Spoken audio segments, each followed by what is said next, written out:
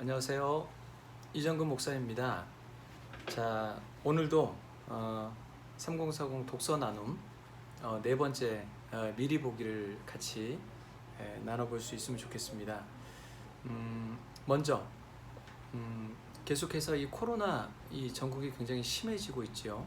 그래서 특별히 교회가 뭐 언론의 여러 가지 그런 뉴스에 오르내리기도 하고 참으로 힘든 그런 교회의 모습들이 보여지고 있습니다.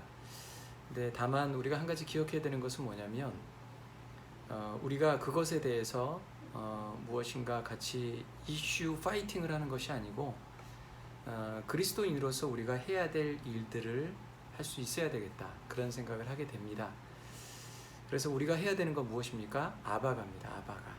아무리 바빠도 가정 예배 드리는 것, 그리고 또 우리 함께 모임을 갖는 독서 나눔을 하는 것, 그것이 바로 주님께서 우리에게 원하시는 것이 아닐까 생각이 듭니다. 자, 벌써 우리 네 번째 시간이에요. 폭풍 속의 가정. 네, 우리가 함께 나눈 지 벌써 4주차로 이제 만나게 됩니다. 우리가 이제 십자가라는 어떤 그 중심을 가지고 이 가정이 그 안에서 어떻게 회복되고 또 치유될 수 있는가에 대해서 계속해서 우리가 살펴보고 있는데, 자, 네 번째 주제는요, 가정은 메시아가 될 수 없다라는 주제입니다. 여러분, 이 제목을 보시면 어떤 느낌이 드나요?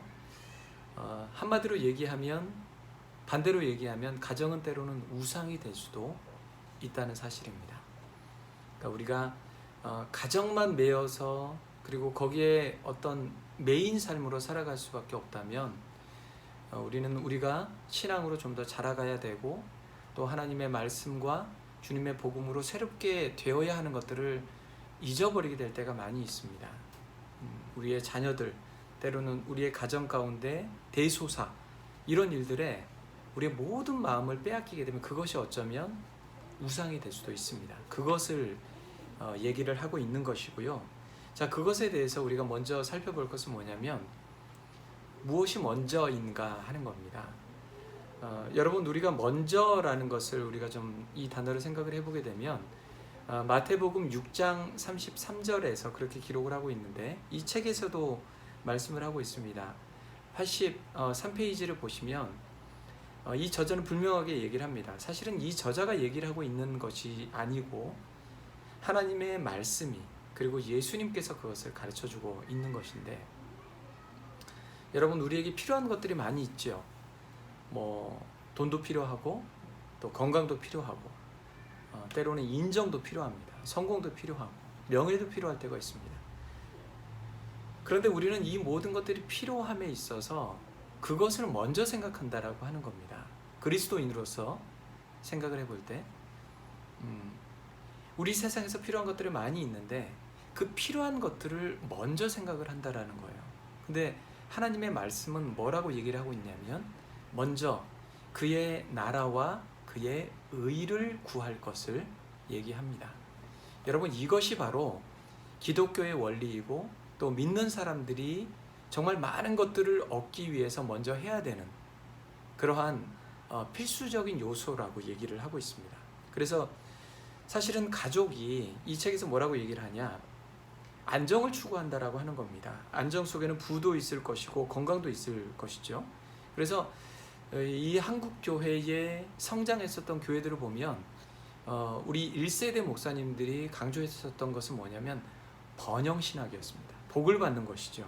뭔가 세상 사람들이 가지고 있는 것들만큼 가져야 되고, 그 이상으로 우리의 가정이 그런 것들을 소유할 수 있을 때 이것이 바로 주님께서 주시는 복이다, 이렇게 얘기를 하는 번영신학이 굉장히 많이 있었죠. 그런데 예수님은 다른 말씀을 하십니다.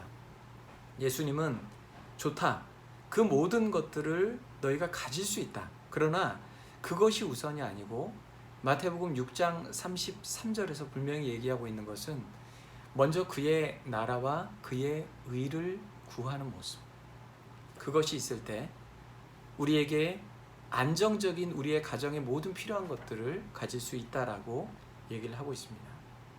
그래서 제가 이 프린트물 우리가 교제에서도 제가 말씀드렸는데 가족이 먼저가 아니라 먼저는 뭐냐면 하나님 나라가 먼저 우리의 마음속에 자리 잡을 수 있어야 한다라고 하는 것을 이 첫 번째 챕터에서 얘기를 하고 있습니다. 두 번째 챕터는 뭐냐면 그렇다면 가족에 대해서 예수님은 어떠한 관점을 가지고 있을까 하는 주제입니다. 86페이지에 보면 굉장히 중요한 이 문장이 기록되어져 있는데 여러분들 한번 읽어보세요. 뭐라고 기록되어져 있냐면 가족에 중점을 두는 것은 성경적이다. 가족을 중요시 여기는 것은 당연히 성경적이죠. 그러나 가족을 최우선시 여기는 것은 성경적이지 않다라고 하는 겁니다. 이 말은 뭐냐면 우리 옆에 있는 가족이 중요하죠. 가정이 중요합니다. 그건 성경적이라는 얘기예요. 그러나 그것이 우리의 인생 속에서 가장 우선적인 것은 결코 성경적이지 않다라고 하는 겁니다. 그래서 87페이지에 보면 누가복음 14장 26절에 보면 이런 말씀을 인용을 하고 있습니다. 예수님의 제자가 되기 위해서는 무엇을 미워해야 되느냐? 가족이라는 것을 미워해야 되고 자기 목숨을 미워해야 된다라고 얘기를 하고 있습니다. 여러분 이 말이 어떤 말입니까? 거기에 대해서 C.S. 루이스라고 하는 복음의 변증학자이죠. 이 사람은 뭐라고 얘기를 하고 있냐면 이 성경 구절을 읽고 경악하는 사람들, 한마디로 충격을 받는 사람들만이 그 사람에게 유익하다라고 하는 겁니다. 여러분 이 말이 무엇입니까? 여기에 대해서 경각심을 가질 수 있는 사람이 이 말씀 누가복음 14장 26절을 온전히 받아들일 수 있다라고 하는 거예요. 그냥 무덤덤하게 그냥 가족을 미워하고 자기 목숨을 미워해야 된다? 이것들이 그냥 아무런 느낌 없이 무덤덤하게 다가오는 사람은 이 성경의 말씀이 크게 유익이 되지 않는다라고 하는 겁니다. 그러나 여태껏 살아오면서 가족을 미워해야 된다? 그리고 자기 목숨을 미워해야 된다? 이 말씀이 본인에게 충격적으로 다가올 수 있어야지 우리가 이 말씀을 온전히 해석할 수 있다라고 하는 거예요. 그래서 88페이지에 보면 이렇게 얘기를 합니다.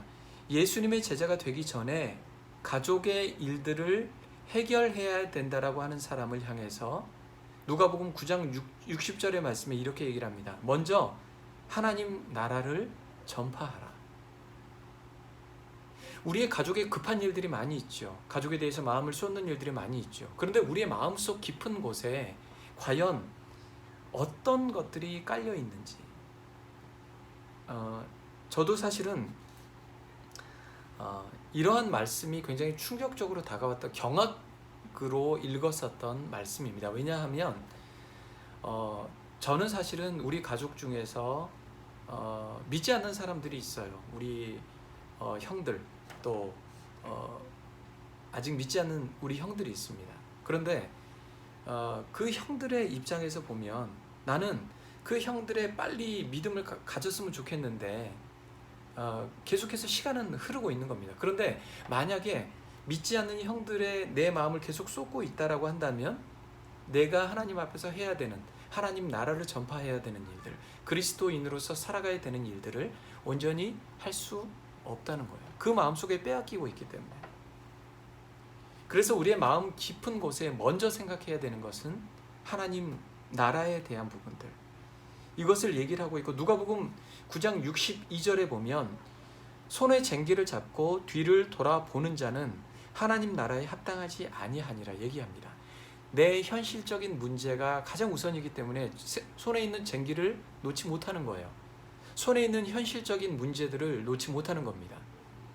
여러분들의 가정 속에서도 혹여라도 내가 놓지 못하는 이 가정사들, 또 가정의 일들, 여러분 이것이 있을 수 있어요. 그런데 우리가 바라봐야 되는 시선, 그리고 내 마음속에 가장 우선적으로 가져야 되는 것들이 무엇인지를 생각을 해볼 때는 그것이 바로 하나님 나라가 되어야만 하고, 그리고 내가 하나님 나라의 백성으로서 마땅히 해야 되는 것이 무엇인지에 대해서 가장 우선적으로 내 마음속에서 그것을 가치를 자리 잡을 수 있어야 한다라는 것이죠. 그런 의미에서 예수님께서 제자들을 먼저 부르셨을 때 사실은 그들의 직장이 있었고 그들의 모든 필요한 것들이 있었는데 제자들이 어떻게 얘기를 하고 있냐면 그들이 갖고 있었던 모든 그물들을 버려두었다라고 얘기를 하고 있습니다. 여러분, 이것은 단순히 그들이 직장이 옮겨지는 것을 말하는 것이 아니에요. 그들이 갖고 있었던 삶의 방식, 삶의 유산들을 아예 내려놓는다라는 그런 의미를 가지고 있습니다. 여러분, 우리가 단순히 가정을 지키기 위해서 먼저 하나님 나라를 바라본다라고 했을 때, 예수 그리스도의 제자로 그리스도의 백성으로 살아간다라고 했을 때는 나의 모든 지난 시간에 배웠었던 나의 유산을 어떻게 주님 나라의 본질로 바꿀 것인가, 이것을 생각을 해볼 수 있어야 됩니다. 우리가 직장을 다니고 있고 또 우리가 현실적인 문제 앞에서 이 가정을 바라보는 곳에서 있어서 나의 유산은 무엇입니까? 세상의 유산이에요? 아니면 하나님 나라의 유산입니까?